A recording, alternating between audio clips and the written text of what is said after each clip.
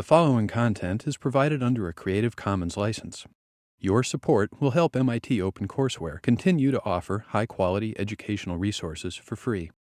To make a donation or view additional materials from hundreds of MIT courses, visit MIT OpenCourseware at ocw.mit.edu.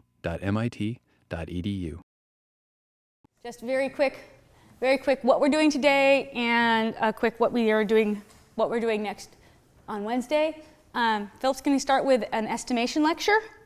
We're going to follow that up with a lecture from me on sprint backlogs and task lists. And then we're probably going to take a break. You'll come back and you'll have essentially a sprint planning meeting here in class where you will create a sprint backlog and a task list, hopefully with estimations down to how many hours you think all those tasks are going to take you.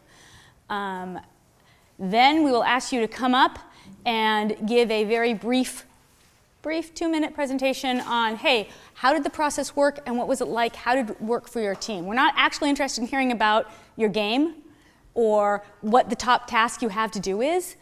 We trust that you have a good game in progress and that you've got a reasonable set of tasks, but we actually want to hear about how that meeting worked. So we'll also give you about 10 minutes to have a little sort of post-mortem review to talk about the process after you've made your task lists. Andrew will then come in. He'll be leading a discussion, sort of a review discussion on good software practices to see what you've been doing and see if you remembered anything he said from earlier. And you should have turned in your product backlogs, and you should have code running on your machines. We're not going to walk around and inspect all your laptops to find out if you have running code, but to be on target, you really should have something running, and if not playable, at least pokeable. For Wednesday, we'll be talking about testing, and you'll be running a focus test in-house. And Genevieve Conley, yes, from Riot, will be also giving a guest lecture after the focus test, and I believe she'll be here to wander around and help out in the focus test a little bit. So I think that's everything. Now, those were my 2 slides. Now you can have the controls.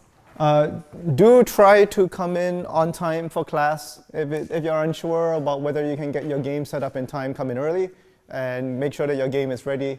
When we have guests coming to our class, we really will prefer it that people don't walk in terribly late. Just kind of embarrassing. All right.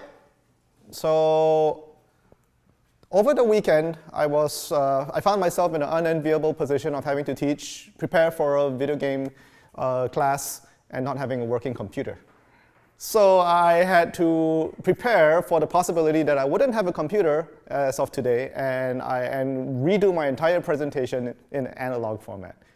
But turns out that ISNT actually does miracles and got my computer back and working on Monday. If you happen to be working at ISNT, give yourself a pat on the back. You are doing God's work. But I'm going to try to do the analog thing anyway because it's worth a shot. I'm going to be very clear. This is the first time that I'm doing this. I'm going to need 3 volunteers to come down. Come on now. Come on. Come down. Yeah. All right. OK. So on Wednesday, we asked you to split things up into small, medium, and large features, right? Yeah. OK. Small, medium, large. And I'm going to give you an idea of what your product backlog currently looks like. Your product backlog currently looks like a bunch of features. All right? Now, I'm going to assume that all of you have sort of already assigned small, medium, large things to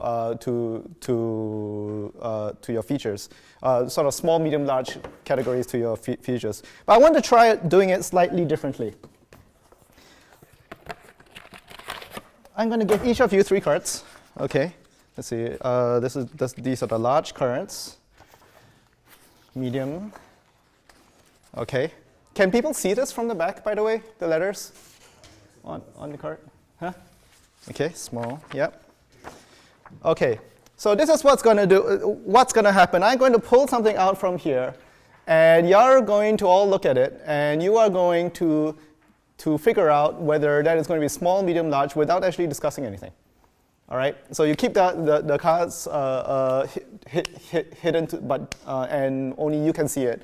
And then when I ask you to reveal it, show it all at once. Okay? Show me what you've picked. All right. I'm not going to tell you what's small, what's medium, or what's large. I want you to tell me what's small, medium, and large. Okay? All right. So everyone clear on how this works? Okay. Don't show it to anyone yet. Make sure everyone's picked. Yes? Small, medium, large relative to what? Good question. Hang on to that. Is this a small, medium, or large feature with no frame of reference?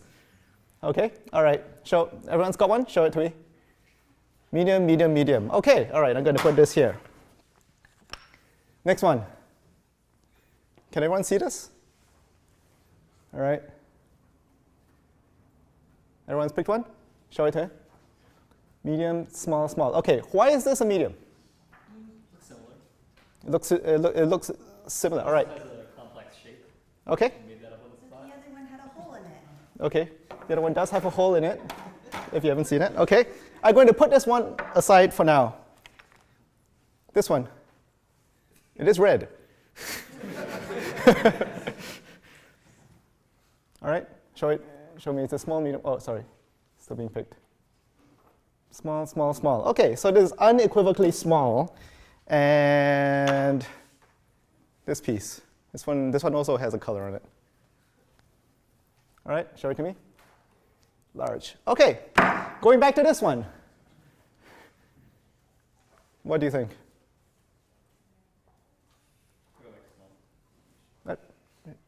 Everyone show me what you're thinking. Everyone thinks now it's small. Okay. All right. So don't go back yet, but I want to say thank you very much to our volunteers. Why did I just make you all go through all of that? This seems like a very, very inefficient way of sorting out features. Like if I just gave you this entire box, this is what I want you to do now. Sort this whole box into small, medium, large. All three of you together. You don't need the cards. Go for it. Sort them all in order. That's a large. That's probably large. Like little tiny pieces of it. I think these two are small. Ooh, tiny cylinder. Are these small or medium? No, they're the same size, kind of as like two of these. Yeah, but those are two tasks, right? Yeah. Then maybe it is medium. Well, that's medium because it's colorful and not tiny. Okay, let's just make these medium. We'll just make early decisions and change them later. Yeah. This is medium. These two are small. Well, these are all the same, so these are all the same. Okay. All right. Thank you very much. If you can just hang out here just a little bit longer, that will be great. Now, that is probably a fairly good analog of how most of you figured out small, medium, and large on Wednesday, which was you just compared features next to each other, figured out which one seemed on the larger end, which ones was on the small end, and just kind of put things in place. But there was some discussion going on. Is this small? Is this large? Is this like two? Like do two of these put together make one medium, for instance? The thing about the first method of first choosing whether this was small, medium, large, and then revealing it was that I forced you to actually voice out why you thought that was different. I believe you picked a medium, and the others picked a small. For a lot of these other pieces, you didn't voice anything out. Okay. And one of the reasons why we can do this so quickly is because human beings are actually pretty good at reasoning about spatial volume. You're pretty good at, and being, at MIT, you also understand geometry, 3D geometry, in a sense, pretty well.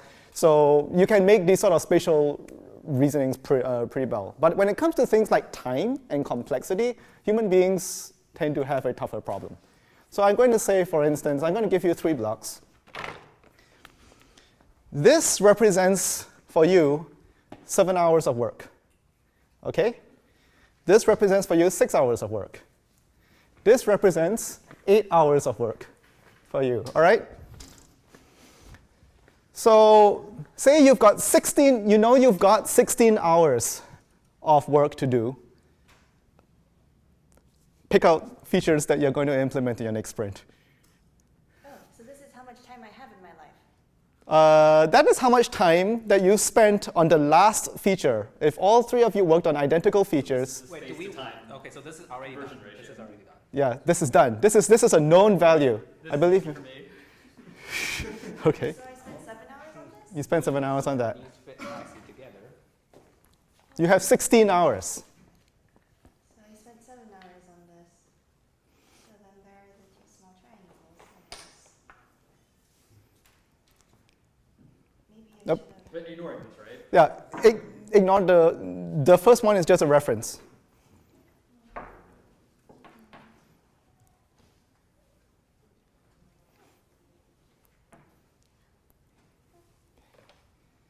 And a little feature. Okay, all right. All right, so what did the cube represent to you again? 7 hours of work. 7 hours of work. And you picked, 2 pieces. and you think that that's a reasonable amount of work to get done in 16 hours? Not including that one. Not including that one. So this is about 16 hours of, assuming volume equals, time. Volume equals effort, actually. All right, and How long over did here, it take me to do the other block? 6 hours.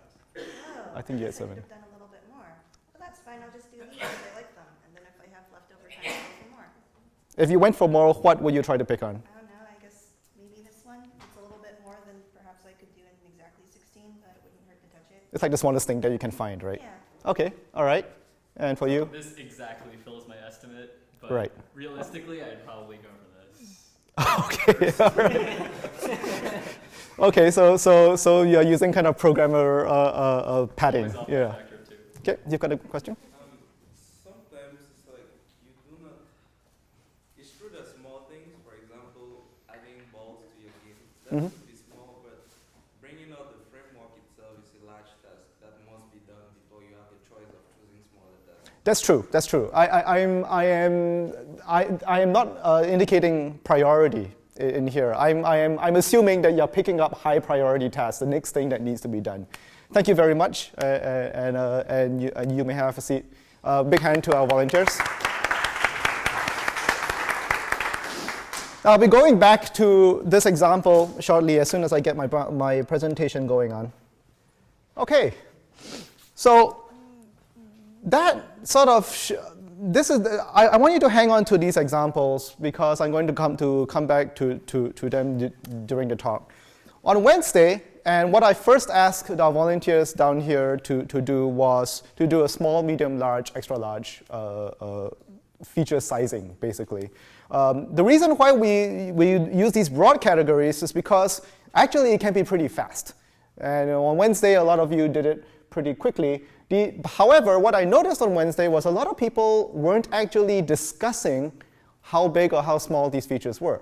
Like you were all using your own little metrics. So there was a good question, small, medium, and large to what frame of reference, right?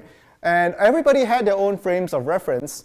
When I forced people to make the assessment, and then declare it in front of the entire team, and then discuss if they disagreed with the entire team, then assumptions started coming out. You had to vocalize why you thought a certain feature was bigger or smaller. You could adjust your assessment after the discussion, but it's very, very important to get that discussion out to everybody.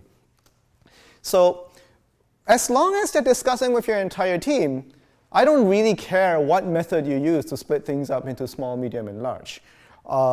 But you need to be discussing as an entire team. In fact, every single member of the team should be in on the discussion because somebody in charge of sound design or somebody in charge of art or in charge of the code architecture will have very different perspective on any given feature from other people on the team. And you want all of those perspectives in at the same time. There's, playing this sound effect, that's going to take no time at all because we already have sound effects in our game and we know how that code works. That's what the programmer thinks. The sound designer says, wait a minute, I need to create that sound effect. I don't even know what this is going to sound like yet. I have no idea, and that's going to be a larger feature from my point of view, and you want that discussion to come out. So each role should try to lend its perspective, and it's very important to listen. The reason why I forced everyone to do this, the volunteers to do this right at the beginning, was because it was a very sort of turn-based method of getting that discussion out. I had to force everybody to listen to everybody. And something that I didn't ask our volunteers to do was to offer alternate solutions. However, they kind of did that automatically by themselves. When I just left them to their own devices, they said, sort these out into features. They started discussing, well, this is how I look at a problem, this is how you look at a problem, and they quickly came to some sort of consensus. Of course, something I mentioned on Wednesday was if you've got a really, really huge feature that's kind of hard to figure out, it doesn't really fit neatly into any of these boxes, break it up into smaller features. You want to converge. You want to converge down into a consensus, but there are right ways and there are wrong ways to go about that. Every time you have that discussion, you're getting new information into the team about how complex a certain problem is. Maybe sometimes through that discussion, you discover a certain problem is easier, or a certain feature is easier to implement than you had originally expected. And then you redraw. Seeing other people's estimates is actually new information. And that's actually what happened here. There was small, medium, and the people on the volunteer team figured out how other people were seeing the problem. Here's something that's very important. Don't negotiate. Don't say, I think it's small, you think it's small, most of the team thinks it's small, somebody thinks it's medium.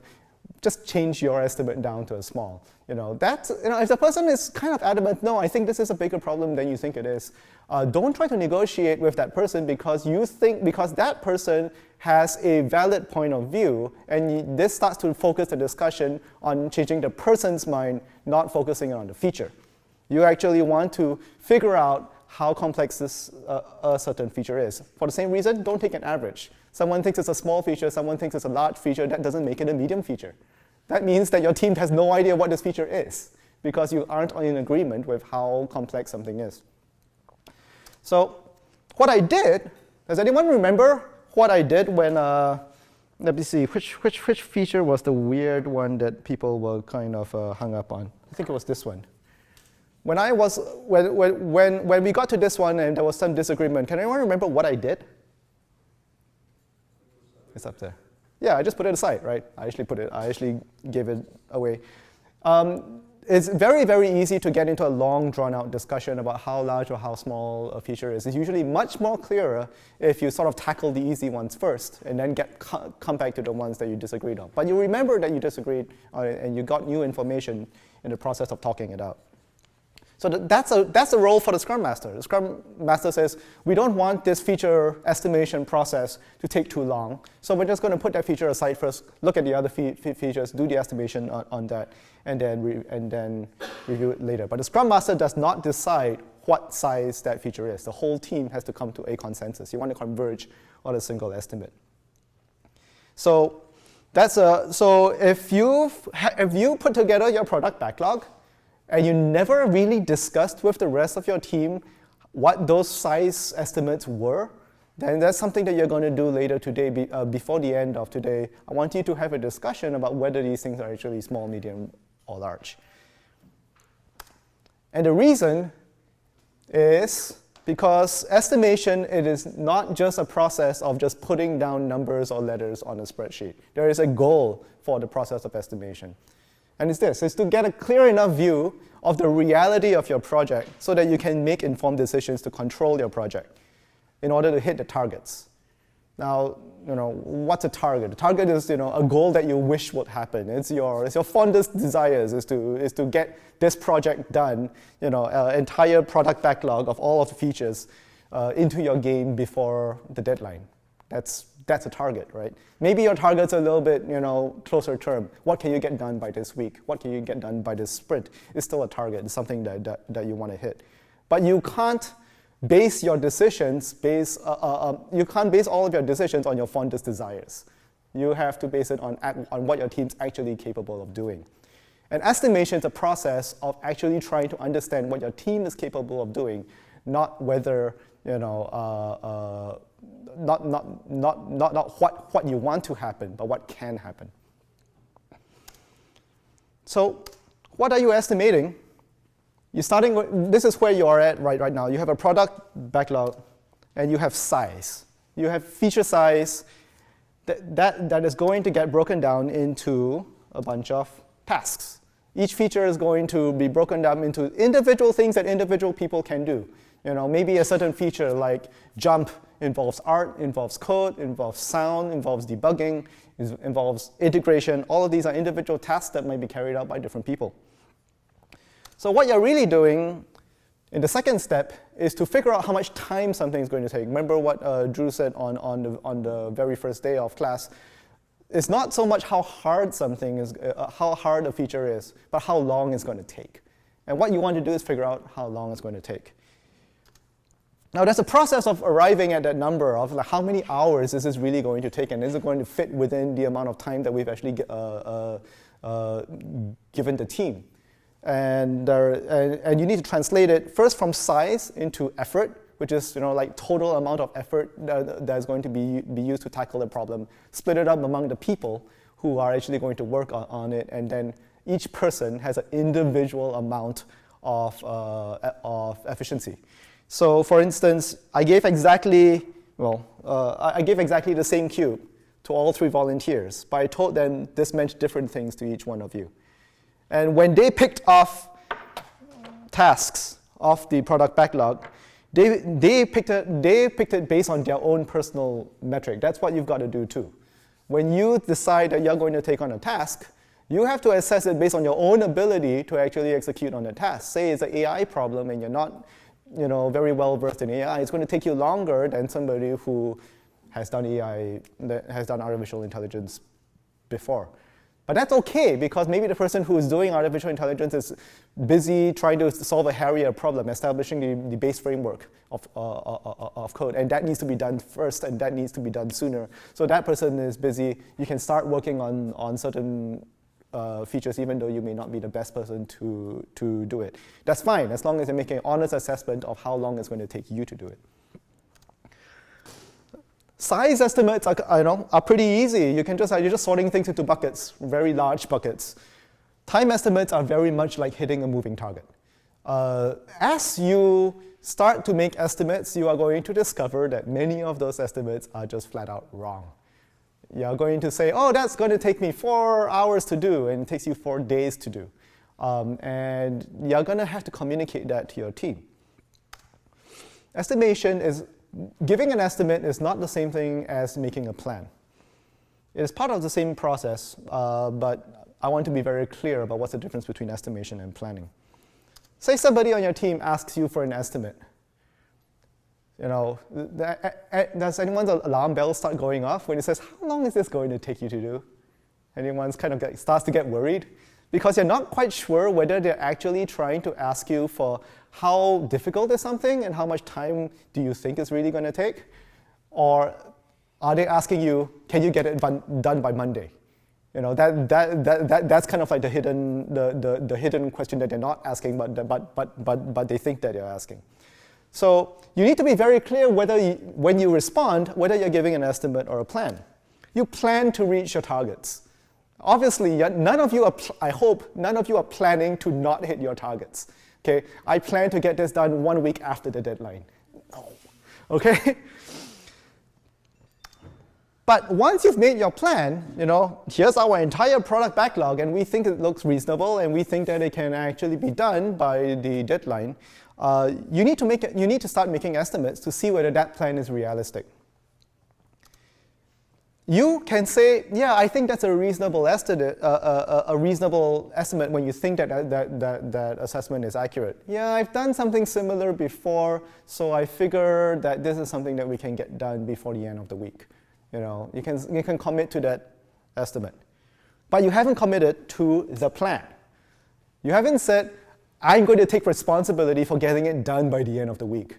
That's a very different thing. When you accept a task and say, all right, put my name on that spreadsheet, And I am going to make sure, I have decided that I think that I'm going to be able to get this done in 4 hours, so I'm now committing to this plan. Of course, then everything goes wrong, and you re-estimate.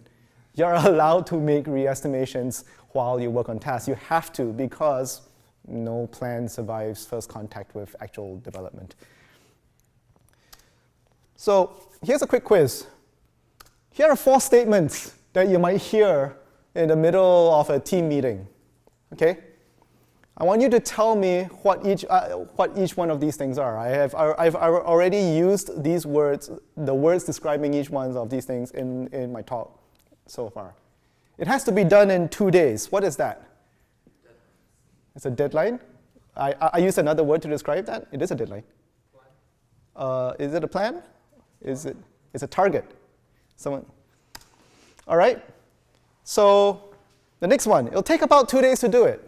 You know, you're talking in a team. You say, nah, this feature looks like it'll take about 2 days to do it. That's an estimate. That's right. I'll need 2 days to do it. That is a plan. That is a plan that you are committing to, more accurately. It's like I will take 2 days to do it. You might take 3 days to do it. You might be able to do it faster than me and do it in 1. But I'll need 2 days to do it. And of course, the last one is actual reality. It actually took 2 days to do it, right? I mean, in reality, it'd be like it took 4 days to do it.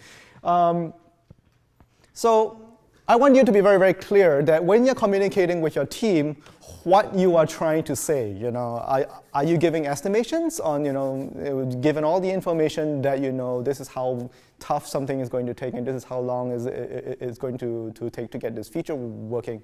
Or are you making a personal commitment saying, this is my responsibility now, I'm going to get it to you by Monday? Just a quick side note, you've probably seen these 2 words come up in numerous engineering classes, the difference between accuracy and precision. Which one's more accurate? Raise your hand in the direction that you think is more accurate.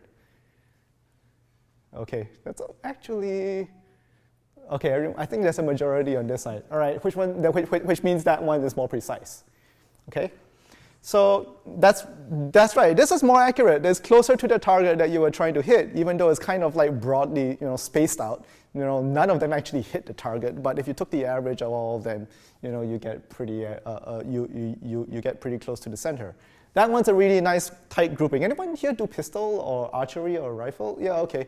All right. So we always talk about how tight the grouping is when you're shooting. That's very precise. That can be corrected by, say, fixing the sights on a pistol or on a rifle. But for time estimates, this is like consistent underestimating, right? It's like, yeah, it's going to take me 2 days to do it. I'll get it done in 2 hours. Really, it took 4 days and 4 hours, right? And you're always doing this. When it comes to estimation, accuracy is more important than precision, because you're going to work on multiple tasks. And if your estimates, they're a little bit off all the time, but sometimes you're under, sometimes you're over, that kind of averages out, which means that you can still make some effective plans. But if you are consistently underestimating or consistently overestimating, you need to figure that out quickly. You need to learn that about yourself during this class so that you can start to correct that. And if you can't figure it out, hopefully somebody else in your team can realize that your estimates are always off in a certain direction and then adjust the plan accordingly. It's also important to know what the uncertainty of your estimates are. It's valuable to know how imprecise an estimate is. It's like this could be done in a week if I find someone else who's implemented a feature just like the one that we want. If not, I'm going to have to implement it from scratch, and it's going to take an hour. It's going to take 4 weeks to implement. I mean, that's a fairly common scenario. So it's very valuable to know how imprecise an estimate is. But while I welcome that kind of discussion in a team, don't just give a range. Don't just say, well, that's going to take anywhere between 1 week and 4 weeks. That's too wide a range. You can't establish a plan on that. How many of you have been in this situation, right? 2 minutes remaining, and it just kind of like sits there, and it's really like 4 minutes later, and it's just, what the heck's going on? It would be much better if you had actually that progress bar. And that progress bar is actually giving you a single point estimate, right? This progress bar is kind of telling you this job's about 15% complete, and it's telling me it's 2 minutes remaining. And that bar still has a long way to fill up. So you realize this estimate may not be terribly accurate because it's not working on a lot of information. It may be an optimistic, it may be it may be a pessimistic estimate. But you still need to commit to a single point estimate if you want to make a plan around it. Don't just use the average of a range. The difference between 1 week a 1 week estimate and a 4 week estimate for the same feature is not somewhere in between. It's not like, oh, it's going to take 2.5 weeks. The 1 week estimate and the 4 week estimate are two very different circumstances.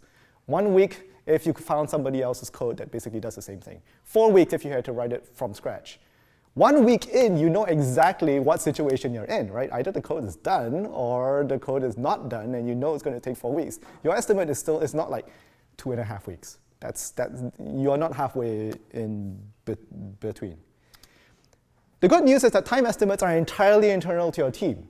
No one outside your team needs to know this. I don't need to know this. Sarah doesn't need to know this. None of the graders need to know what your time estimates were. We're not holding you to, your grade is not dependent on this. This means that you can revise your estimates over time, and I'm going to encourage you to do that.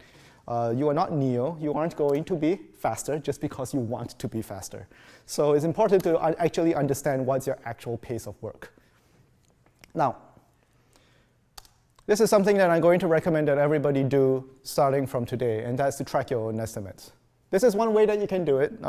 It's not the only way, but it's good enough, where you write down the feature that you were working on, say it's the jump feature, and you have the task that you took on. I'm a coder, so I'm going to say I'm going to put some upward velocity when the player hits the spacebar. I'm also going to write some code to play a sound effect when that happens. These are two separate tasks, and they were the original estimations. That was going to take 8 hours, that's going to take 5 hours. And then you actually write down how many hours you spent on this task so far. For the first task, it was done. It took me 10 hours to do.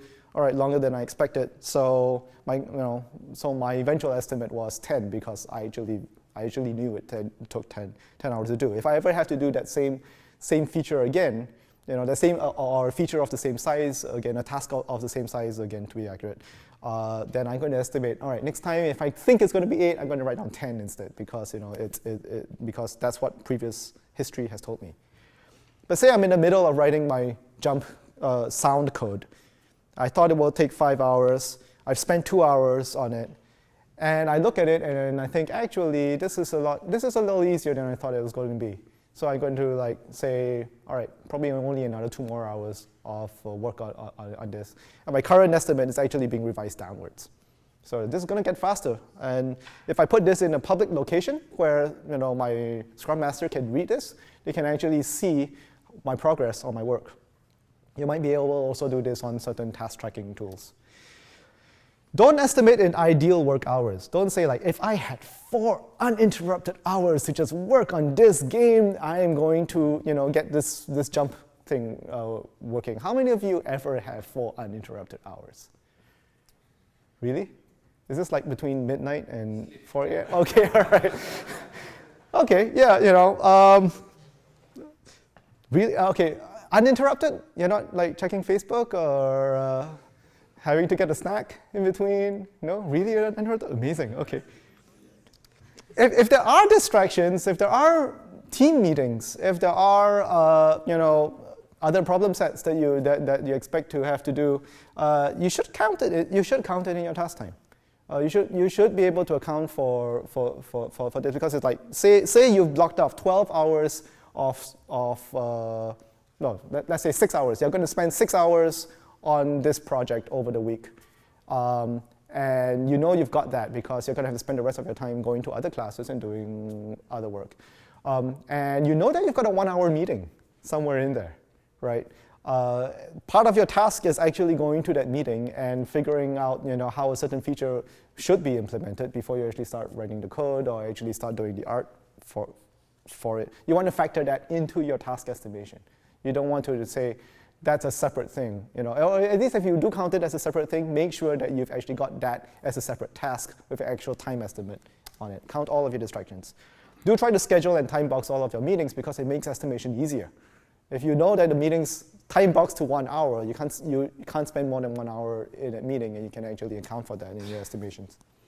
Don't just always have ad hoc meetings, for instance, like on Skype, because then you're just like stealing little bits of a couple of minutes from everybody's schedule all the time without anyone being able to plan for it. So if you've got something like this where you're tracking all of your progress, then you just add up all of your time estimates when the feature is done. And then you can go back to your original small, medium, and large and say, this thing took me 7 hours to complete. And if I get another feature that looks like these two features, for instance, and say, yeah, it's about 2 half features compared to that 7 hours. So I say, OK, 3.5, 3.5. And you can use that. It's not going to be perfect. It's not going to be accurate. But you're basing it on real evidence of how fast you personally work. So all of this information helps you become a better estimator of your own performance. And in the future, you can use those numbers for future sprint planning. So you finish one sprint. Say it's project 4, and you got multiple sprints. You finish one sprint, and you know that this takes you 8 hours to complete. So the next time you get this size feature, it says, well, it took me 8 hours last time. So I'm going to say that that feature looks like an 8-hour task. You should re-estimate every day. So you animate your jump and say that's too big of a feature, so I'm going to split it into 2 tasks. The animate the jump takeoff and the animate the jump landing. Since they're 2 very similar tasks, I'm going to put the same time estimate on both of them. And then I'm going to start working on jump takeoff since you have to go in the air before it can come down. And I'm going to start working on this. It took me the task is a little bit harder than I expected. So originally it was a 5-hour estimate, so I'm going to increase that up to a 6-hour estimate. And then eventually I got it done, down to 0. All right, I have no more hours on this feature. It works, it's tested, it's integrated, everything's fine. Now I have to do the second feature, animate the jump landing. What should I write down for that? Let's say by the time I actually came to the situation where I wrote down I had 6 hours remaining, I had already spent 8 hours working on the feature. Okay? I spent 8 hours working on jump takeoff and it wasn't done. Then I wrote down I had 6 hours left. So what's my new feature estimate?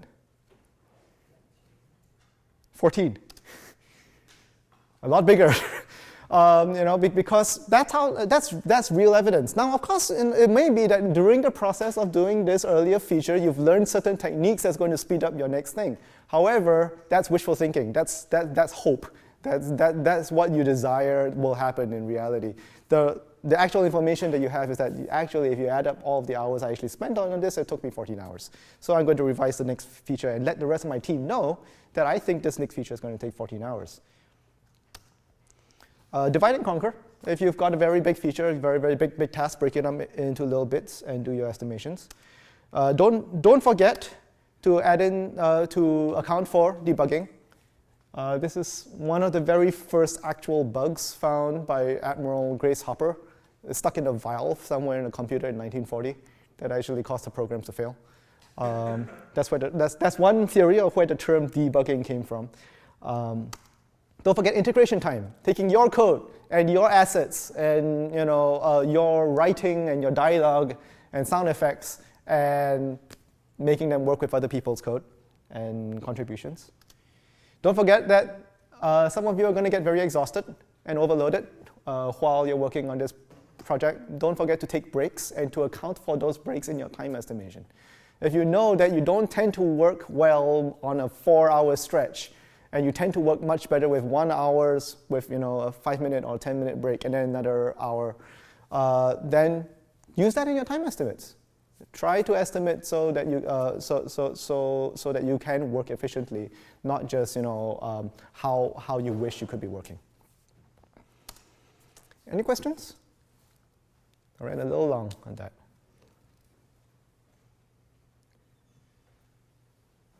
Yeah, I know that was kind of fire hosey.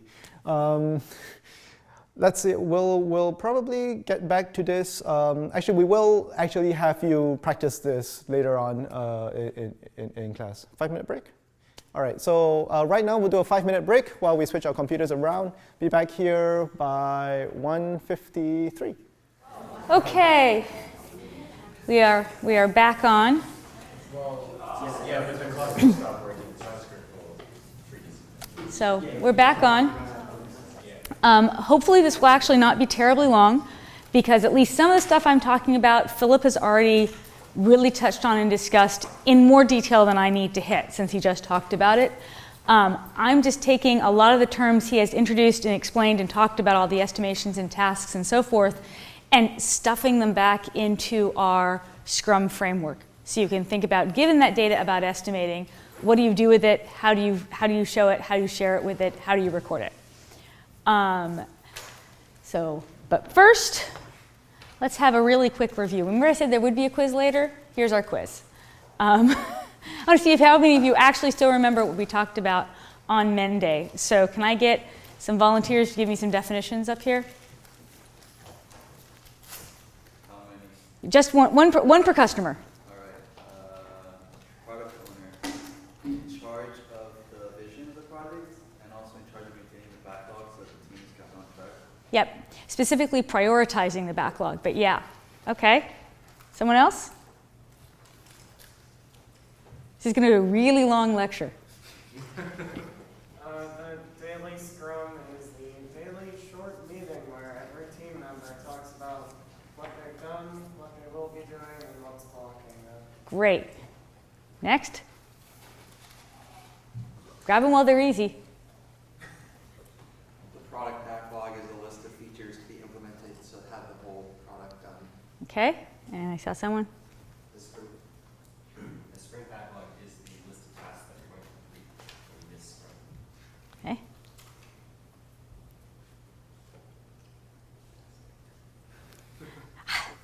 You're a repeat customer. The sprint is the period of working on one installation of the product. Mm-hmm. It should be kept short, so between a week and 4 weeks, so Yep. once a month. And you're supposed to always, each sprint should have a version that can be published or that's running, so that you can only do incremental work. Okay. All right, somebody else. Somebody else. You got 2 meetings left. Grab the meetings. Team members? Don't make me do the whole lecture over again, because I don't want to give it, and I don't think you want to hear it. The retrospective is the meeting at the end where you review your processes. Mm-hmm. Yep.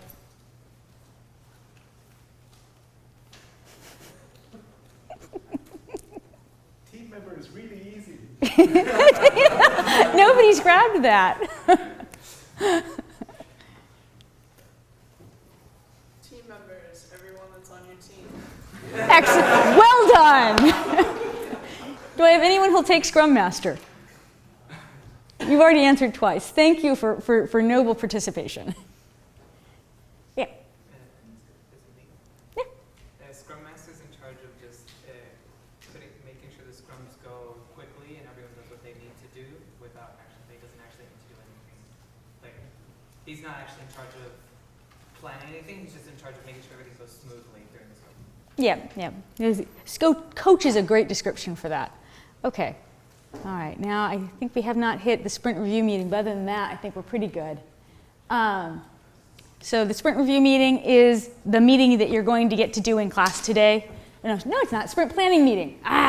Sprint planning meeting is the one you're going to get to do in class today, where you go ahead, look at your product backlog, decide what you can get done, and make a sprint backlog, and then break that down into a sprint task list. And Don't think anybody gave sprint review. Okay. And sprint review is just at the end of your sprint when you're evaluating your project for how close it came to what you had intended to make. And it is a chance to change and update the product backlog by the team, usually led by the product owner, since they're the person with the vision and a lot of strong opinions, to modify any changes to the plan that you guys have realized now that you see what you've actually made. I'll stop torturing you now. So backlogs, task lists, and tasks. First step is creating a sprint backlog. It's pretty basic, it's pretty simple. Usually your product backlog ends up having lots of really big stories, big fancy features, the things that you want your game to do when everything is in and it's all working at the end. By nature, these are usually big stories. We want to have physics so that the game feels realistic. I want the player to be able to develop lots of different powers through the game. I want there to be a long, complicated story. I want there to be lots and lots of characters to interact with. I want a fully immersive world. Never, ever put that in a backlog. But I want a fully immersive world. These are all, somewhere past extra large, often. But in a product backlog, it's okay to go that big. But when you're actually thinking about what you're going to do this particular sprint and this particular iteration, you got to get a lot smaller than that. For example, I want a fully immersive world is not getting done in one sprint, even if it's the only thing you're working on. So clearly, you're going to have to break that down into smaller stories. And the place you do that is usually your sprint planning meetings. So as you break those really big stories into smaller stories, you can leave some of them on the product backlog because, oh my gosh, we're not touching those yet. And then you can decide which of those pieces of the story are complete enough and small enough that you can get them done in the sprint, be it 1 week or 2 week or a month. And again, the size of stories you're grabbing is really going to vary based on how long your sprint is. By definition, the sprint you guys have coming up is 1 week because your project's due next Monday. So once you've got your stories broken down that you've pulled out and you've got your sprint backlog, then you can start taking a look at the tasks. Except that's not quite how it works because it's kind of easy to grab too many stories onto your sprint backlog at your first pass. And when you actually start going through and estimating things and you realize just how much work each of those stories take, you may find you have to put some of those stories back. You may even realize that some of the stories that were at the bottom of your priority list are actually more important than you thought because you've got other stories higher up that depend on them. So while you're doing your planning and while you're making your sprint backlog and making your task list, all a little bit, you're going to go forward 2 steps, back a step, forward 3 steps.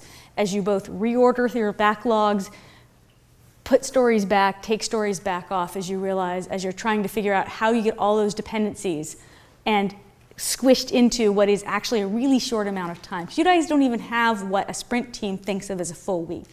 You do not have a 40-hour work week ahead of you. You have, per person, probably a 10 to 12-hour work week because that's about the amount of time the class expects you to put into it. So small stories, small tasks. Okay, I just went through all of that, didn't I? How do you break things down? When you're breaking down your stories, think about what's the most important part of what you're breaking down into. And as your stories, because your stories have a because or so I can, you can start thinking about what is the most important part of that story and which portions of those stories you can just dump. Maybe you don't need a full physics engine to create realistic driving, because what the heck does realistic driving mean in this case anyway? Does it mean that it accelerates and it really feels like it's accelerating properly? Does it mean that when you handle curves, you can kind of feel it spinning out on you? And what does feel mean anyway? Does it mean that the computer is playing really realistic sound effects for me? That I'm getting really cool sparks off of the wheels? I'm getting this view of the car spinning out. When you understand what you actually want, then you can create smaller stories that let you break it down and sign up just for that. You can also take a look at what the abilities of your team are and what you can actually do. If you have somebody who's really good at sound effects, maybe you really want to try to create a realistic oral environment. You're not going to worry so much about the physics, you're not going to worry so much about the sound effects, but boy, is it going to sound sharp. That's okay. That's working within your capabilities and your limitations to do your best to fulfill your overall vision. Philip really already covered this pretty well. I will zip right through it. Tasks. Think of them in terms of going down to a half hour is probably a waste of your time. If you're looking at a whole bunch of tasks that are a half hour long, that's a really small amount of time. On the other hand, 8 hours is probably the biggest you want to look at, given that that's most of a week. Ideally, you don't have one task that takes up your entire week's worth of work. If so, you're rolling some really big dice there because you're assuming that your estimate is pretty good. And especially the first time you start estimating, your estimate probably isn't that good. It is more common for people to overestimate by up to twice as much. So I can get this task done in 8 hours often means I can get this task done in 16 hours. Think about that as you are tasking things out and as you are creating your sprint task lists. Let's see. Yep, okay, so I think we've mostly covered that. Finally, once you have this big pile of tasks on an Excel spreadsheet that no one actually ever wants to look at again because they're kind of hard to pick out there, what do you do with them? I mentioned Scrum boards. I mentioned them being, preferably they're a physical Scrum board. That's really not realistic for us. So you're going to want, and I really strongly do recommend that you use, a visual Scrum board solution. Two that I have used on projects that work well for different situations are Trello and Scrummy.com. Don't feel like you have to use either of these.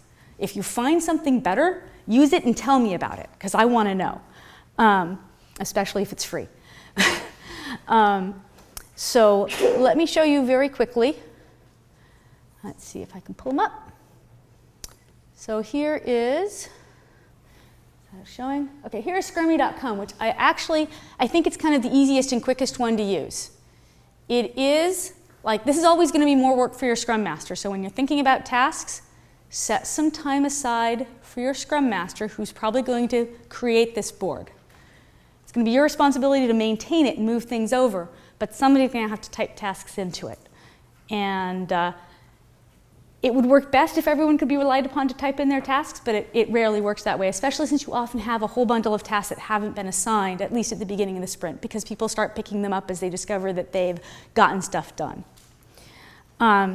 So pretty much it works much like a Scrum board ought to. So you can create all your tasks. It divides things up naturally by stories, although if you'd like to put it by user, you can. There are two standard ways to organize a Scrum board, either organizing all your tasks by the story it belongs to or by the user who's working on.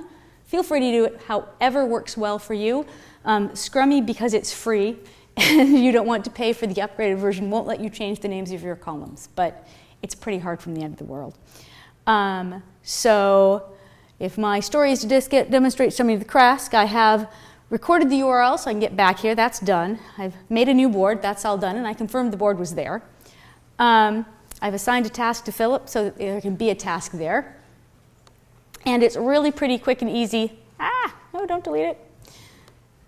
It's really pretty quick and easy to go ahead and edit things. It changes color so you can have different colors, easy to tell apart. And it's really just sort of a click and grab. Click and drag, except that I don't have a mouse. Sorry, I don't have a track counter, and so it takes the fancy two-fingered maneuver to actually move it. So I'm going to fail to move it over, but they're pretty easy. You just click and drag to the various sides. So that's Scrummy, which has less functionality than Trello, but it's actually, in exchange for that, it's quick and easy. You type in a task, you type in a name, you're done. Trello, I apologize about the resolution here. Let's see if I can close this. Yeah. Trello lets you go ahead and create as many columns as you'd like. You can name them whatever you want. You can put in all the information you want. If you want to track your estimations here, if you want to have a checklist of subtasks that are related to it, if you want to put on pretty little labels so that every user has a different color or every story has a different color, as long as you only have 5 stories. But on the other hand, you can also waste a lot of time organizing your project on Trello. And it will look really nice and it'll have all the data there, and you will have sucked all those hours that you could have been coding or drawing or actually making a game. So Trello can be really nice to use, but don't let it steal your project from you if you choose to use it. I was told that there's a cool Scrum free download extension, runs in the Chrome browser, that makes it work better for Scrum because it adjusts lists and it does some previous setup for you. I haven't tested that, so I don't know how it works. If you'd like to try it out, do, but don't do it this project because you don't have time to waste mexing it around and fixing it up. Do that on outside time if you really want to, is my advice to you. I don't want you to spend a whole lot of time getting the perfect system together. I want you to get a system that works well enough and use it. Okay. Yay, back to the slideshow. So that is Scrum boards.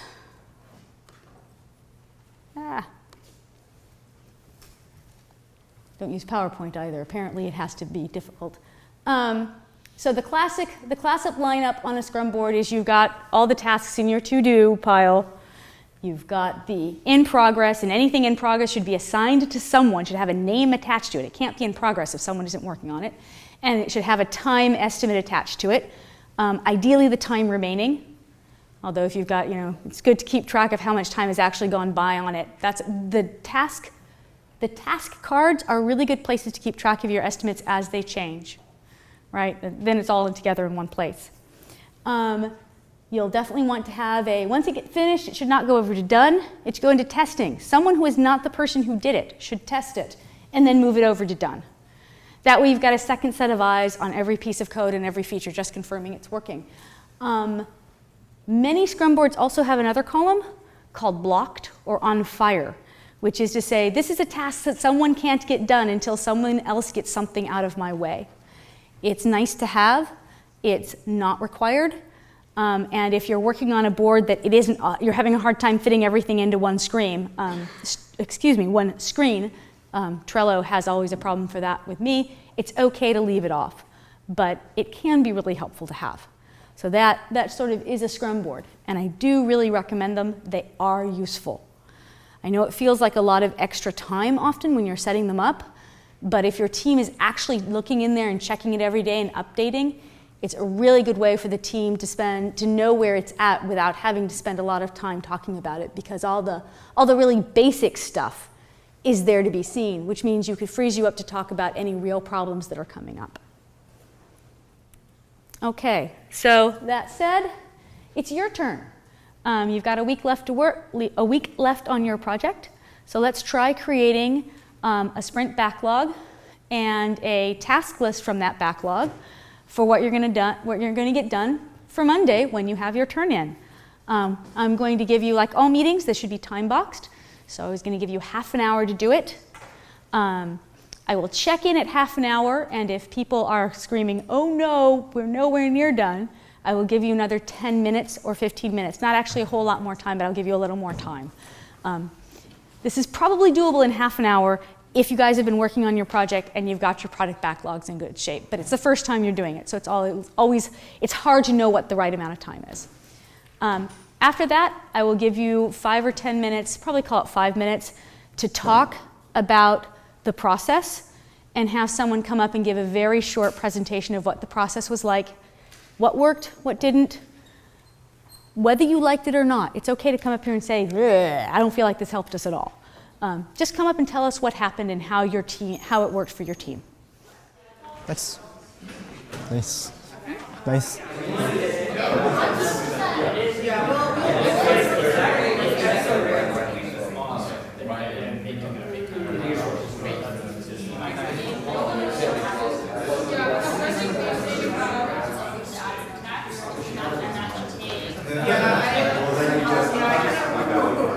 Okay, so for our Scrum planning meeting, we used Scrummy to try to organize our product backlog into our sprint task list. We found Scrummy to be a little annoying because it doesn't automatically update instantly. You have to refresh the page. And as long as whatever happens last, we find is what it shows as what's edited.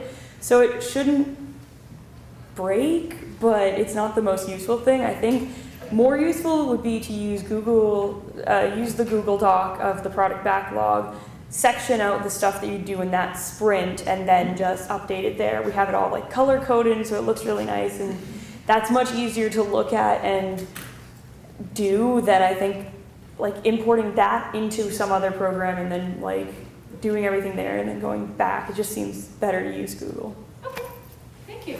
Mm-hmm. Fantastic.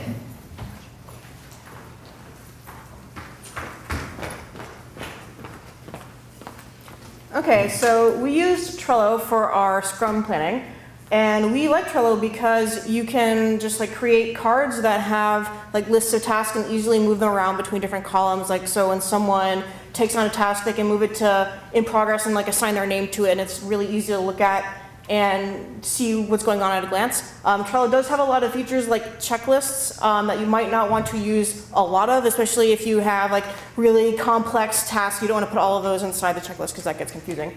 The thing that we had the most problems with was doing time estimates for the tasks, because we have not, like no one in our group has used Phaser before. And so we have a very kind of like shaky grasp on how long things are going to take, so our guesses were mostly random at this point in time, but we will update that as we get more experienced. One thing that we did find was really helpful was when we were drawing up goals, we broke down all the features that the game needed into like as like fine-grained detail as we could, because we know what results we need to have to get the game to work, but we don't know Phaser yet, so we don't know exactly what the processes are going to entail yet. But having like the list of things that need to go into the game gives us some guidance on what we should be developing towards. Thank you.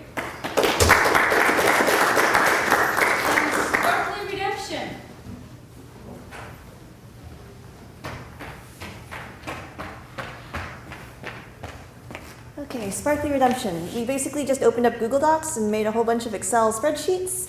I think we're kind of trying to use Scrum Do and see how that works, but we figured it'd be best to just kind of finish the thing first and then take a look at that. So no thoughts there yet.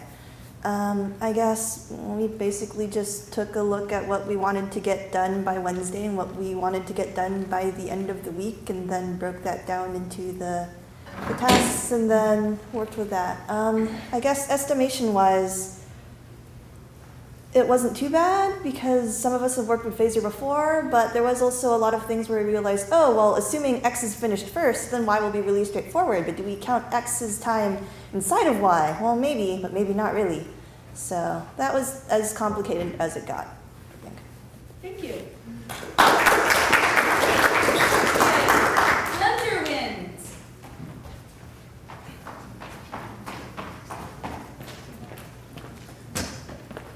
So for us, we started out with a fairly detailed plan, and we used Asana, which is multiplayer to-do list. So similar to Scrum, but ultimately our entire team more or less got sick over the weekend, and we didn't actually get much work done. So we can't speak to exactly how good our estimates would have been or how useful our plans would be. So all the planning in the world doesn't help if your entire team is in bed. Yep. Thank you. Blind aliens.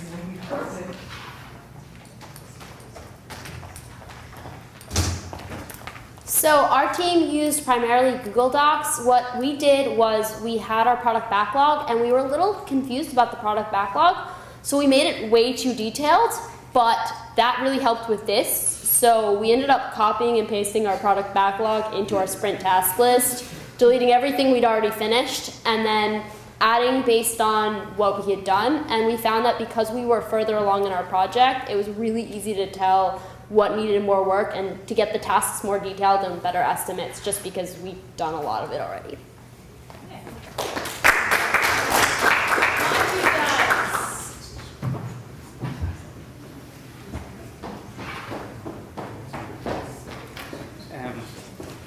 So we started out planning on using Trello, but did the product backlog in Google Docs. And since it's sort of the same information repeated twice, we sort of just stopped using Trello and ended up using Google Docs anyway. And that sort of helped us out now, because all we did was sort the things in Google Docs by priority. So we looked at the things that were highest priority, so we're doing this week. And then we just sort of thought about each one, how can we break this down? What are the specific tasks? You started working on this. What's left to do here? And then we put that into the sprint task list. Yeah. Okay, thank you.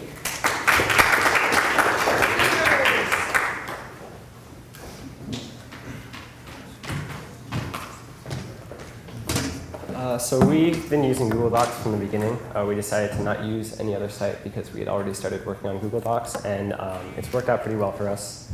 We were able to take our product backlog and take the highest priority tasks that hadn't been completed yet and just split them up into finer detailed tasks that we can use for the sprint task list, and I think that worked fine for us. So it helped us really scope out how much time we had, it helped us reevaluate how much time we needed to complete the tasks that we had to complete, and I think that is going to help us for planning for the rest of the week.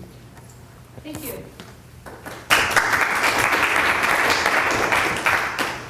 All right, so I have, in fact, as we say, iterate on everything. I've iterated on this presentation and been changing the order of it, so it may be that I get confused a couple of times. I hope not. We'll see. We're going to talk a little bit about high level and low level here. But as we said, in this class, we want to iterate on absolutely every process you might use. This is how you control your team. This is how your game works, everything.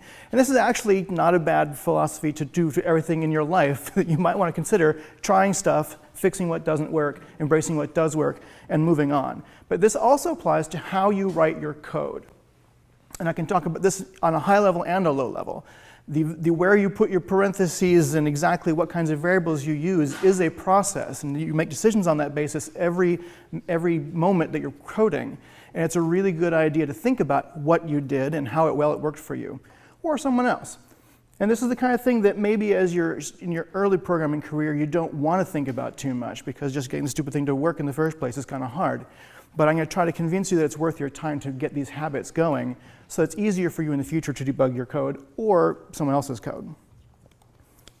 So I want to talk a little bit, very briefly, about something I mentioned in the review in the lecture on game engines, which is that all software sucks. And it sucks in different ways and all that, right? Well, the problem with this is that yours does too. Your software is going to have bugs in it. And your job is to try to make that happen as little as possible. You want your software to suck as little as possible. Now, we also talked about a little bit about one of the reasons we use a game engine is just so that you write less code overall. You spend less time doing that. That's because everything that you do when you're writing code is slow. And in particular, debugging is the slow part. It's not too hard to write new code, but it's actually pretty hard to go into old code and fix what happens. It varies depending on the complexity of your task, but generally speaking, when you've written a bug, later you have to spend the time to figure out that there was a bug, figure out where it was, and then you actually have to fix the stupid thing. And that is actually where most of your time is going to go when you're trying to develop code. And so again, figure out the problem and then change the code to fix your bugs. But I claim that most of the time, figuring out the problem is more of your time. Now, this isn't true for the small bugs. When you're typing something at your computer and it doesn't work when you compile it or whatever, and it runs, you go back and fix it right away. Yeah, that part of debugging is not so much figuring out the problem because you just wrote it. It's fresh in your mind. You know what's going on there. But if it's been a couple of days or a couple of weeks, then it's really actually the hard part, and the slow part is figuring out what went wrong. And so one of the things that you need to think about when you're writing your code is you want to make it as simple as possible so that you're less likely to write a bug in the first place. Or once you have written a bug, it sticks out. It's easier to see. And the important thing to remember here is that all this code you have written is not as easy to read as you think it is. And the right way to do this is to make it as easy as possible. And the way I like to think about it, at least today, is to make it require as little knowledge as possible to figure out what's going on in your code. If you use some really fancy language features, that's really cool, and it feels like you're really smart when you're doing it. But a week later, you look at that code, you'll try to figure out, I don't even know what I did there. And heaven help you if someone else tries to read your code. So ideally, you don't want to go too obscure into the computer language fancy features. You don't want to go too much into your subject matter. But there are exceptions to this. If, for example, you work on a very specialized piece of software where everyone has to have an aero engineering astro degree to actually work on the project, you can assume some level of competency there. But generally speaking, in game development and most application development, you want to assume as little knowledge as possible so that when you want to debug your code, you can look at the little part of the code you're at right now and see if you can figure out what's going on there. If possible, you want to assume no knowledge on the part of whoever's reading your code. and I'm going to talk a little about why that is. This is a useful thing to think about for user interfaces or really any problem solving. Humans can't hold that much in their brains at once. And if you're trying to write code that requires you to think about 10 different things at once, you're in trouble because humans really don't do that. Now, generally, we get around this problem with what's called chunking. So if you're, when you started with math, right, you thought about the number 5 wasn't even a numeral to you. It was 5 objects. But you couldn't really wrap your brain around 12 because you can't look at 12 objects and think, oh, I understand what that means. But as soon as you practice with your numbers more, you begin to think of the number 12, say, as a unit. It's not 12 things, it's one thing. It's the concept of 12. And that's really useful to you. And then you started working through algebra, and you got variables, and now you're using calculus and all these other cool things.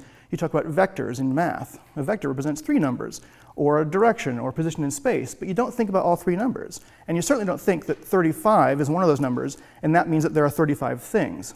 Your brain isn't wasting time on that. Instead, your brain is thinking, it's a vector, it's a point in space, that's all I need to know. So your brain's ignoring a lot of information, but sort of clumping a bunch of information into one spot. I often use phone numbers as an example for this, and it's an increasingly poor thing to use because I bet most of you don't memorize phone numbers, because why would you? But when they started inventing phone numbers, there are 3 parts to a phone number. The first part's an area code. The second part is sort of a sub-area code. And the fourth part is the fourth part. The third part is the 4 digits that are more unique, right? It's really hard to remember those 10 numbers. But actually, once you learn the area code is 3 numbers. You think of it as 1 number. Boston is mostly 617. The second set of numbers is also 3 numbers. You clump that as well. And the last 4 numbers, yeah, you have to memorize those. But basically, instead of remembering 10 things, you have to remember 6 things. The 4 numbers and then the 2 prefixes. And another problem with coding is that as you keep doing it, you're making decisions constantly in your coding. What's the right way to do this? What's the right variable you're going to use, et cetera, et cetera. And as you do this, you get tired. Humans only have so much decision-making in them before they need a break. So a couple of things we can do is we want to reduce the amount of things you have to remember while you're looking at your code, and we want to reduce the number of decisions you're going to have to make. And to some extent, although I'm not really clear on the psychological basis for this, I'm going to make the crazy claim that figuring something out and deciding what this thing must mean is a decision. So even if you're just trying to figure out something, that also is a burden on your brain. And what you want to do is keep your brain alert and hopping as much as you can for as long as possible. And to do that again, you want to simplify your code if you can. So sort of to go back here, simplicity, when I say simplicity, I mean you want fewer things to think about. It should be easier to read the code so you don't have to memorize what the code is doing. You can just quickly glance to get a reminder of what it's doing. You have fewer bugs because there's just fewer moving parts, fewer things to go wrong. I'm going to say this hopefully a couple of times, but a short variable name is not simpler, it's just shorter. If you start thinking about what you spend time doing when you're writing code and trying to get something done, what takes the most time? I'm willing to bet it's probably going to be the debugging part, but maybe you think it's going to be getting the stupid thing to compile in the first place or whatever. But I'm willing to bet that almost none of you think that your typing speed is the thing slowing down your coding. If only I could type 80 characters a minute, I could double my coding speed. It doesn't work that way. You do a lot of thinking and just a little bit of typing. So if your variable name is 12 characters long instead of 4 characters long, that is not costing you time. It's just costing you 8 keystrokes. And in a modern development environment, you've got autocomplete. You type the first 4 characters, you hit Control Space, and you get all 12. Hey, you can't even claim that you've saved 8 characters. You've only saved 6. So anyway, I'm going to talk about that a lot because I believe that sort of the longer variable names are really useful cues to remind you what you're doing. And one of my favorite things to talk about is write once, read never code. Who here has used Perl? Anyone? Have you tried to read other people's Perl code? Why would you try? Yes, why would you try? Have you tried reading your own Perl code? He goes, no. That's right. You just write it again. Absolutely. So Perl, if you're not familiar with it, is this cool scripting language. It's not used as much now, but it was once the open source darling. PHP is this kind of modern equivalent of, my God, why don't try to read that code. But Perl had the nice feature where pretty much every symbol on your keyboard has a meaning. And if you want to do something, there's probably 3 different ways to do it with 3 different obscure characters on your keyboard. Worse, each of those characters has a different meaning depending on what you're using it on. But this is an example of APL code, which stands for a programming language, developed in the late 60s, early 70s, and it's really painful because in APL, not only does every character on the keyboard have a meaning, they minted special keyboards with an extra 3 characters per key so that you could have more characters. And this is awesome if you think of writing code as a piece of paper with your pencil and you're doing math and you're writing fancy integral symbols and this and that. Sure, it's handy in math to chunk those concepts this way. But for coding, generally speaking, we're stuck on our alphanumeric keyboard with a couple of symbols. And I advise you to use as few of those symbols as possible. Try to stick with your language if you can. All right. Who here thinks that you write enough comments in your code? Wow, some of you do, but almost none of you. So maybe a quarter of you were like, I'm proud of my comments. It's cool, be proud of your comments if you're writing them. And if you're not writing them, don't be so proud of them. But sometimes I see comments that are just duplicating what the code is saying. If your if statement says, if x is less than 5, don't put a comment up there that says, if x is less than 5, do something. That's a waste of time. I can see that in your code. But I want to know why you care if x is less than 5. That's the kind of comment that I would like to see in your code. And I'll get to this a little bit later, but I also talk about longer variable names, longer function names. Those are useful ways to dodge writing comments if they are correct. But really, quite frankly, if you're trying to figure out, gosh, I don't know if I should comment this or not, write one. It's not going to hurt you. So here's an example. These comments don't mimic the code, but what they do is they tell the story of what the code is actually doing. Random aside, font is actually very important with your editor. Make sure you use a fixed width font because pretty much all programmers do. And if you want sometimes you're going to use spacing to have everything line up nicely, and you want to have that be crystal clear to everyone else using your code. But there's another way to do this. So this is code. You can figure it out. Go ahead and figure out what you think it's doing. There's no rocket science going on here. We're using the Pythagorean theorem to calculate a distance and make sure that if it's small, we return 50. There's nothing hard here. A programmer can figure this out. But a programmer shouldn't have to figure this out, and that's my argument. If it takes you, I don't know, maybe you're great and it takes you 2 seconds to figure that out. Maybe it takes you 30 seconds to figure that out. It doesn't really matter. It should take you less than that if the code has been written correctly. So, for example, I'm splitting up the 900 to 30 times 30 because why? The compiler doesn't care. It's a little bit easier to read. You can say if the distance is less than 30 as opposed to if the distance squared is less than 900. This also has a bug. This does have a bug. Good catch. There's a bug here. This code doesn't work because we're saying y0 minus 1 instead of y0 minus y1. So there's a better way of doing that. This is even easier to read. We are using a vector instead. The vector class has some internal knowledge of what it means to subtract vectors and what the length of the vector is. Not only is this less bug prone, but it's just easier to read. And that bug that you caught there can't happen. Now this code's a little bit cheating because I used v for the names, so you can kind of guess that they're vectors, but that's fine. Here's comments, basically the same code. I'm saying, hey, here's some context. This is a lot more code. In some ways, it's harder to read. In some ways, it's easier to read. And that's one of the things that you're going to have to figure out for yourselves, what coding styles make sense for you.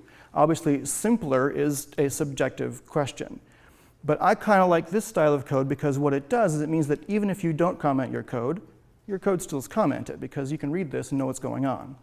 More importantly, and this is what I've changed since the last year I gave this presentation, I thought that the comments saying why and then the code that did it was probably the better way to go, but a friend of mine pretty quickly convinced me that actually, after the code gets maintained for a year or so, you might change the code and forget to change the comment. And this actually happens a lot in real software projects. With the kind of commenting or the kind of self-documenting code that I'm using here, that can't happen. If you change the code, you change the comment. It's innate. They're inextricably linked because they are the same thing. If you can do this, it actually helps a lot. All right. So I'm going to go through a variety of tips and tricks and things that might make things a little bit easier to read. But before I do that, I want to talk to you a little bit about why and who it is you are helping. So a while back, I was complaining to my grandmother that, wow, you know, last year I made a bunch of stupid decisions. I didn't do this right, I didn't do that right.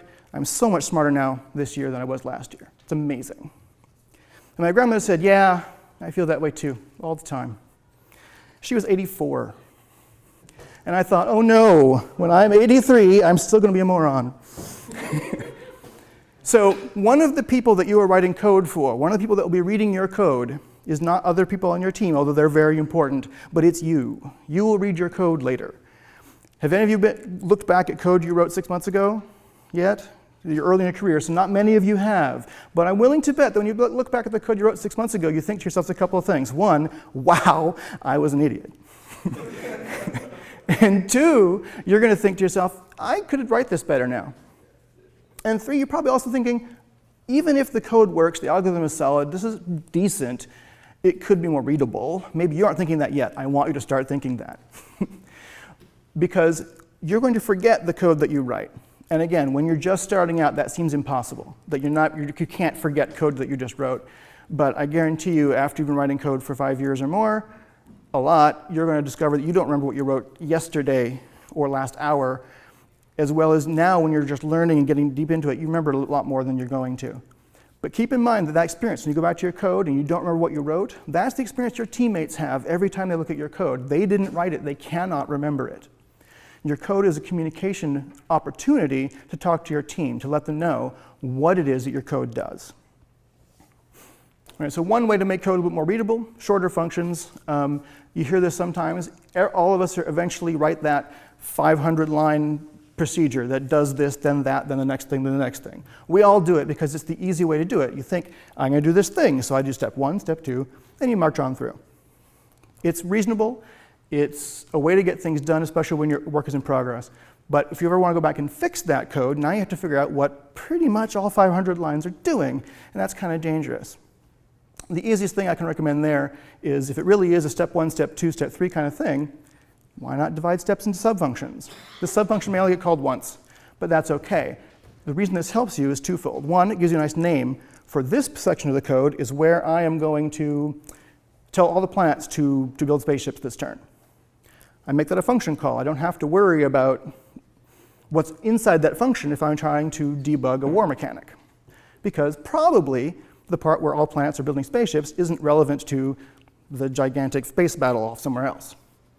But two, when you subfunction this, inside that subfunction, you are guaranteed that the local variables there are unimportant for everything in the big function. The scope is such that they can't affect the big function. They're local variables. You don't have to worry about that. So this is a tiny couple little class of bugs that you can kind of dodge by something as simple as subdividing a function. Two, and this is the other important thing, you've got this function, you strip it down so hopefully you can see it on a page in your editor. And you can read in English kind of what it's doing. You see here are the 5 steps. There they are. It's a little bit easier. And that's kind of a simple, straightforward example, but it's that way of thinking, again, that I want you to think about. If you ask 5 programmers what's the right thing to do, they're all going to give you different answers, and that's fine. But the thing I want you to start doing is thinking about what is it that you think is the right thing to do. Why would you consider doing it this way versus that way? And if you just write the code and don't think about it, you're not going to get better as quickly as you will if you think about why you wrote the code that way and how it's working for you. Here's another fine example. Making wrong code look wrong. This is perfectly valid code, unless I make my variable names a little bit more descriptive, and then you discover that that's wrong code. That code is terrible. Degrees times radians is a classic mistake. Centimeters and inches has destroyed Mars rovers. Milliseconds, kilometers, and miles per hour. That's probably not going to work so well. And these are actually, you say, I never do that, but again, I kid you not, we have lost billions of dollars to unit conversions because people didn't do this. It's going to be annoying to you when you're typing it in, perhaps, but I guarantee you, you'll be safer if you do it. again, random stuff. You've probably heard all this, and when you're doing games, you get a chance to really experience it firsthand. Try to avoid sticking numbers deep in your code, no magic numbers. You want to stick it in a variable somewhere. This has a couple good features. One of the biggest is you've got someone else on your team can easily look up that number and change it. They don't have to find it in your code. They can just look at your list of variables somewhere and figure it out. In Unity, it's even more awesome because you can just go to the editor and change it around. Also, you can change it globally everywhere. If the number 50 is magical, great, but call it something else so you can change it to 51 when you're tweaking your gameplay. I've talked about this before, and I will talk about it again if I get half a chance. You want longer variable names that say exactly what they are. You don't want to have to guess. They should be pronounceable, and this isn't true for everyone, but most people will tend to, in their mind, say a variable name out loud. And so if it's a bunch of random consonants that don't go anywhere, it's a little bit harder to read. If they look similar, you don't want to have the typo kill your project. Spell them correctly. And this is actually really important, especially in an interpreted language that doesn't do anything except running at runtime. In Python, for example, I believe if you declare a variable that's never been seen before, it probably has a valid value. No, okay, good. I'm glad that's true. JavaScript, that's what I'm thinking. But JavaScript, be very careful, especially if you're using phaser JavaScript. If you mistype the name, it's 0. That's no good. More and more modern languages are rejecting that. But the other thing is just it's easier for your teammates to know how to spell it if you all agree on a spelling. And if you're all going to agree on a spelling, you might as well agree on the correct one. And then reusing your variable name is also a little bit dangerous sometimes. If you're exiting a loop and you've maybe failed to initialize something properly, you reuse a variable name elsewhere, you've got this weird value coming in, and that's a bug waiting to happen. That'll be kind of hard to find. Function names, all the same rules basically apply. You want to have it be distinctive, spelled correctly. They want to say what they do. It's tempting sometimes to try to make your function name really, really short. Again, that doesn't speed you up. And if the function name is longer, you get a chance to read what it actually does. But the other thing about function names, and this is even more true than this for other parts of coding, is that your function name tells your other programmers what the heck you just did. I wrote this function. Well, what does it do? Well, read the function name. It's right there. That's ideal. You can't always pull that off. And when your function does something more complicated than you can describe in 4, maybe 5 words, then you need a lot of comments to describe what that function is doing. Ideally, your function should be simpler than that, if you can manage it. By the way, I mentioned variable names and lengths, and a lot of you are probably thinking right now, yeah, a long variable name sounds a good idea in principle. I don't want to type that. It would slow me down to read it. There's actually been research done on this topic. 8 to 20 letters on average is often a marker for good code that works with fewer bugs. So I'm not talking a little bit longer. If you can push it harder to be as long as you can stand, and then you'll be a little bit happier with that. If you were coding in VI or punch cards still, you could complain about a 20-letter variable name, but you aren't. You're using a modern development environment with autocomplete, I hope.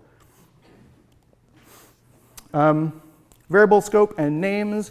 Ideally, and this is the thing we strive to do and don't always succeed at, you should name your variables so that you can tell by looking at them where they come from. By which I mean, is it a global variable? Is it a local variable? Is it an argument to the function? That kind of thing. You can sometimes do this by prefixing or postfixing or camel casing or not camel casing, that kind of thing. It doesn't matter which system you use as long as you're mostly consistent. Trying to be consistent among different programmers is often difficult because everyone will horribly disagree as to what the correct answer is. But if you can try to sort of remove that from your brains and say, actually, it doesn't matter what it is this time, I just need to know what you're doing. That's the important bit. Parallel arrays. These are 3 arrays, and item number 3 in each array is related. This is something you're going to find yourself very tempted to do a lot, especially in a game. And I recommend it against it. Even if you only have 2 parallel arrays, I recommend making a container class that contains both pieces of data and have them stick in one array. Just because you're going to get bits sometime by having these arrays get out of sync. You just want to avoid that if you possibly can. Order of operations. There's an expression up there which is probably legal code in most languages. And we are taught in algebra that we should memorize the order of operations so we know what gets multiplied when and all this. But in computer language, we've got a lot more. We've got incrementation, we've got raised to the power of, we've got modulo, we've got all this crazy stuff. And my argument is don't. Why waste brain space on memorizing the order operations for the 8 different kinds of operations you have when you can just use parentheses and remove all doubt? Plus, you could also even divide that, I would divide that up into a bunch of different statements, actually. There's no reason to keep it like that. There's no way that someone looks at that expression and thinks, this is the most intuitive way to understand this. If you're writing on paper in math class, you might find that because you can use 2 dimensions, you actually can make your equation more intuitive, but in code, you mostly only have the 1 dimension, and so it's kind of hard to really make your math intuitive. So I would put extra effort into just, no, split it up. I also mentioned this last time, I'm going to mention it again. It's very important. Warnings should always be treated as errors. I don't know. I can repeat it again, but basically, every new warning is a hint that something might be wrong, and if you let your build be cluttered with warnings, you will not notice when the important warning pops up, and you can lose hours to that just because the build wasn't at 0 warnings. Backwards conditionals. Which of these looks wrong? The second one looks wrong. I agree, the second one totally looks wrong, and yet it's useful, because what happens if you mistype the equals sign? If you mistype the equal sign, that second one doesn't compile. Depends on your language, of course. But generally speaking, it's a handy little trick that I find useful and everyone else I know thinks is terrible. So don't necessarily use it. But try to find tricks like this that cause it to be the case that when you mistype your code, you get a compile error instead of a bug in your code. I think the second, with single equals might be a client warning. It will be a warning, absolutely, which is an even better reason to go down to 0 warnings, right? Doesn't help you if it's a warning that you just let go by. And it should be a warning. I'm glad they added that when I started programming. It wasn't a warning. It wasn't that wonderful. I mentioned splitting up the math. I think that first thing is, you can read it, you can figure it out. I think that the second thing might be a little bit more comprehensible. Again, it depends on who you are. This is one that I'm emphatic about. I mentioned order operations before. Bar minus minus, that's fancy in some languages. I assume most of the modern ones these days. Bar minus minus means do the math and then subtract 1, then decrement bar by 1. If I had said minus minus bar, I'd have meant decrement bar by 1, then do the math. And this is pretty cool. It's this nice little language trick. But if you don't happen to know what that means, you've just confused your fellow programmer with your language trick. That second thing is perfectly clear. You know exactly what happens. Do the math, then decrement the variable. And if you really want to get pedantic, I guess you could say bar equals bar minus 1. But you have to draw the line somewhere. I'm a fan of Booleans being sort of asking a question. Like the Boolean purple probably means is purple. The Boolean hungry probably would mean that are you hungry. But the Boolean desk might not mean anything. But in any event, try to make your Boolean into a question that has an unambiguous yes-no answer. Which way is true? Which way is false? Status is a particularly bad one, because I don't know what that means. Is status true good? Is status true mean that something bad happened? I don't know without some help. You've probably heard this before. Mysterious constants, don't do it. Ideally, if you can define it in your language, you get an error when you mistype it, and that's much better. Mysterious string constants is particularly the worst, and you're going to be very tempted to do it in JavaScript. But you should probably have a define of some kind at the top so you don't get that problem. This is a language construct which is very handy, but I recommend using it sparingly. If you are asking a question, if you want to set a variable to a value, it's often very convenient to do this syntax, but really, you don't want to ever nest these. If you nest them, it becomes unreadable gobbledygook. And if your expressions become complicated, it also becomes unreadable gobbledygook. Again, I'm not saying you can't figure it out, because I'm confident that you can, but why do you want your future you to have to spend 30 seconds to a minute figuring out what the heck you were saying instead of 2 seconds figuring out what you were saying? Go-to. We are told the go-to is evil all the time, always. I claim it's not always evil, but you should be careful when you use it. It's particularly useful when you're exiting a horrible set of nested if statements. But the main reason go-to is evil is because of a thing called proximity, which is that you should use things near each other in the code. If I declare a variable and it's 2 pages, screen pages up from when I use it, that's kind of a difficult thing to figure out. That's one reason to keep your functions short. But instead, if I can clump it together, I'm less likely to make simple little errors. Right here, I'm doing the same thing to x and y, and I'm interleaving it, because I'm thinking of it as I want to prepare them, I want to calculate, I want to print it. But it's a little bit easier, I would say, to debug and think about it if you treat each one separately. And if you get a lot of these, well, write a loop or something. There's no reason to actually print it, to type it all out. All I'm saying is keep it simple as you possibly can, so that later, when you get back to it, you can figure it out quickly. You're going to be very tempted to make complicated systems in your prototype games, even though your game spec is changing probably daily. So you might want to be a little bit cautious about that. Rather than making a complicated system, solve the problem you have today, and then maybe 2 days from now, when you know for sure you're actually doing that, you might want to put more effort into it.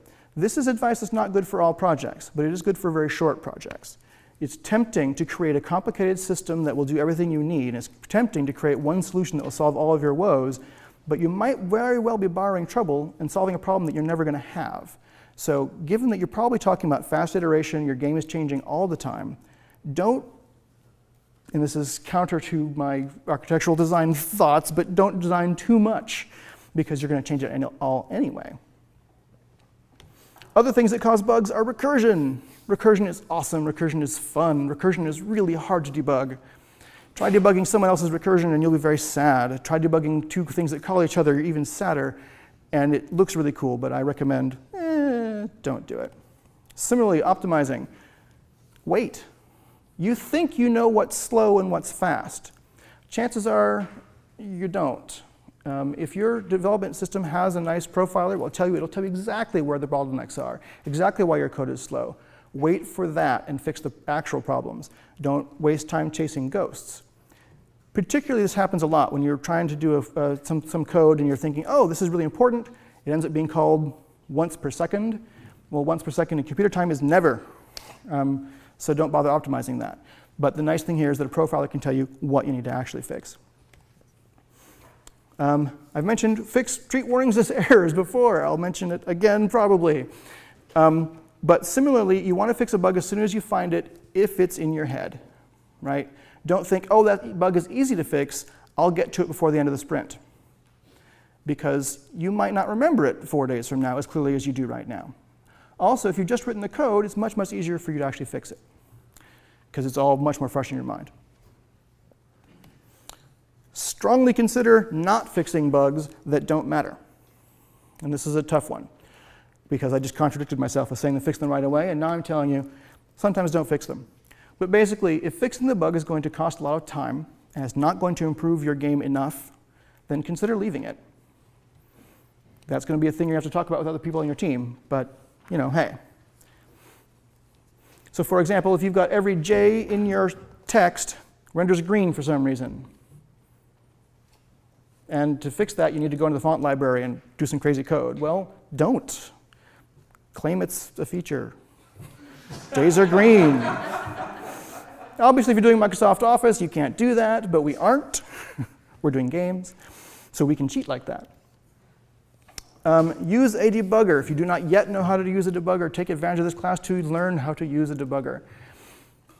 I can't really say more about that. Do it. When you're also trying to figure out a bug, talk to a teammate. Even if your teammate has no clue about your part of the code, the act of putting into thoughts and words, this is what my system is doing, will a good third of the time cause you to realize where the bug is. It's kind of silly, but it totally works. So if someone comes to you on your team and says, hey, I need help, and you're like, cool, I'll listen to your problem, and they talk to you for 15 minutes and then say, I got it, and walk away, don't feel useless. You just saved them an hour, and it cost you 15 minutes, and that's a bargain. Right? And don't feel embarrassed about it if you're the person talking to and talking about your bug. It's great. They may ask you questions that are irrelevant, and you're like, no, that's okay too. You have to explain it, that orders it in your head, and then you can solve the problem. And then, of course, take a walk. I have solved more bugs going to get my lunch or in the shower in the morning or whatever than I have at my desk, I would say, at least more tough ones. Binary search is a thing that's kind of hard to describe, but rather than necessarily saying, this could be the problem, I'll test that. This could be the problem, I'll test it. If you can do a test that says, well, roughly half of the potential problems that could cause this bug are over here, and half of them are over here, and I can do one test that won't tell me where the bug is, but will eliminate this entire tree, that's a good test to do. You can quickly narrow in on where your bug actually is. And this happens a lot too with beginner programmers. If your bug goes away, it probably hasn't gone away. It's just hiding now. So be sure you know why the bug went away. If it's the green jays, you might not need to worry about it, but even then you might want to think about it, because you thought you knew what the green jays were and they went away and you didn't fix it. Who knows what's going on here? It's worth putting a little bit of time in to make sure there isn't some serious bug hiding under the covers. I'm not going to go into source control again. We've already done a little bit of that.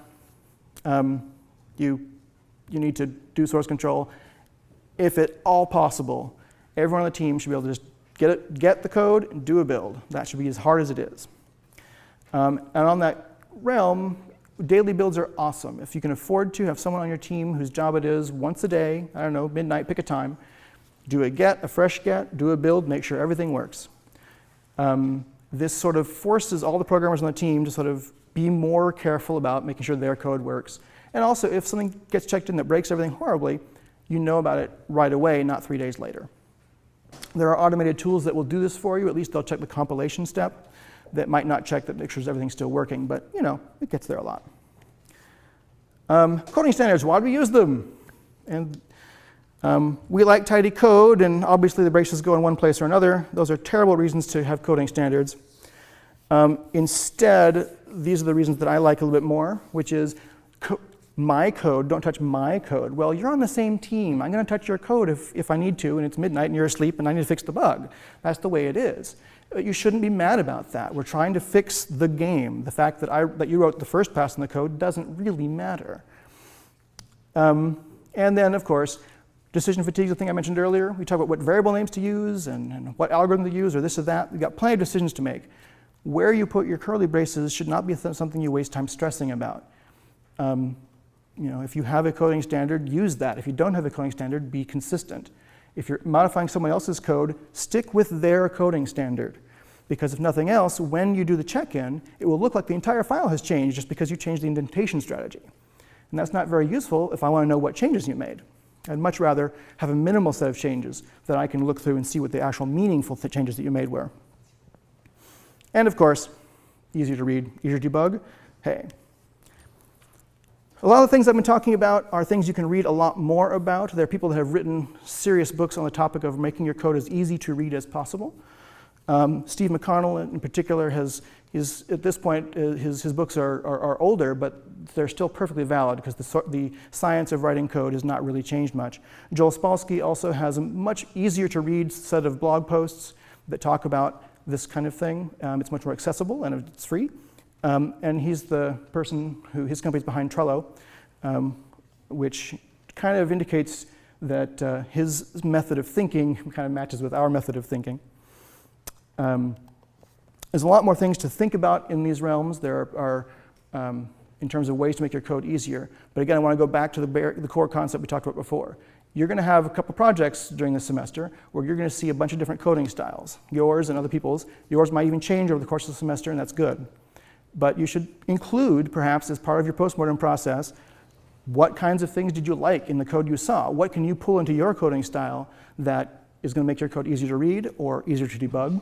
And maybe you can try to influence other people to write prettier code. You're not always going to agree on what pretty code is. Try to let that go when it happens. The important thing is you should think about what you're seeing so that after your project is over, you are a better programmer for it. And I think at this point, unless you have any questions, we will go on to having some project time with the remaining 15 minutes. And just see if they're, it'll be pretty easy to do, I guess. I don't know. You sound like someone who is a native English speaker who wrote it at the last minute.